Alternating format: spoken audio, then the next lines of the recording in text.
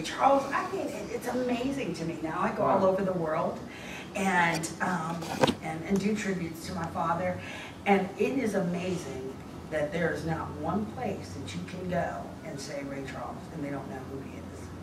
He didn't have much of that personal thing to relate to, or to relate to you or anybody in his life about, outside of the memories of his brother and his mother.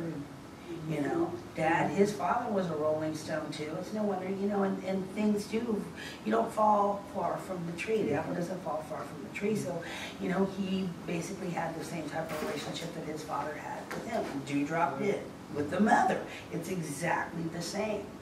And I believe that's why my father had a continual, if you listen to his voice, it was like he was crying all the time.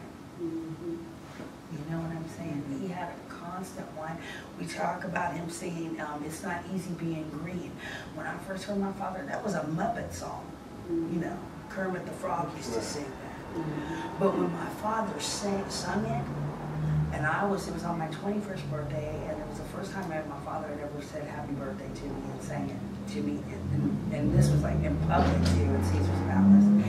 And then he sang It Wasn't Easy Being Green. So I was crying happy tears of the happy birthday. But then when my father sang It Wasn't Easy Being Green, It's Not Easy Being Green, I related to every single thing that he was conveying in his emotions. The sadness, the separation from life, the blindness, you know, the pain from his, you know, everything came out.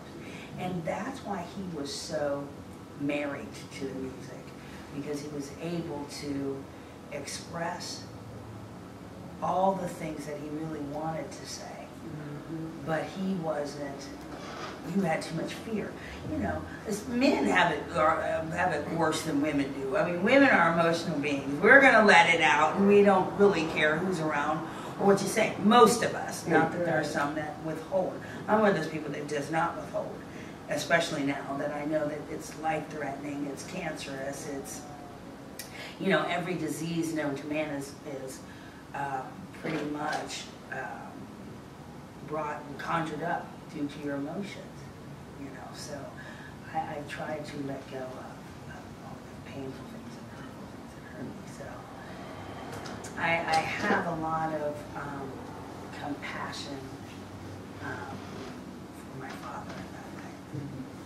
I know growing up, I could remember as a little boy, my father had his Ray Charles albums, and I could remember he was always playing them either by himself or a company call. But he loved Ray Charles. So when the movie came out, my sister took him to see it. Well, he liked to went to the cinema, right? Because he could see it. You know, that was one of his heroes. Sammy Davis was another. Sure. And so he said, you know, Martin, you gotta go see it. You gotta go see it. So I went.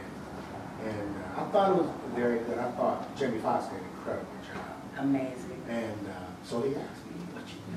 I said, yeah, I thought it was good. I thought it was real good. I said, I'm not sure how accurate it was. I have to further research it.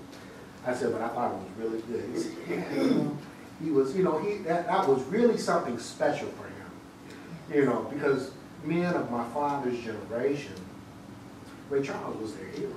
I mean, he was the hero of guys of my generation too, but especially my father's generation. Absolutely. And, you know, and we used to hear his music all the time in our house, you know. So I knew who Ray Charles was when I was 5, 6, 7 years old, you know, and I would look at the albums. And then as I got older, I began to learn more about Ray Charles, musically, and things like, and just his genius, you know. Yes. And he was a phenomenal man. There's no question about it. My mother loved to hear. I agree with my mom. My mom said nobody sings. America. Yeah. Oh, my mother used to love it. My mom said nobody sings that song like Ray Charles, and she's right. Nobody sings that song like Ray Charles. Seriously. And still doesn't. To this day, exactly. Yeah. To this day.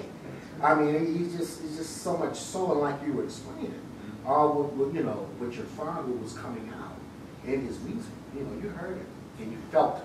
You really did, and it's also one of the reasons why I wish that personally I would have just got to know him more intimately, you know, not over the last 20 years before he passed there, or 30 years, whatever, that we had the relationship where we saw each other once or twice a year, and that was a lot.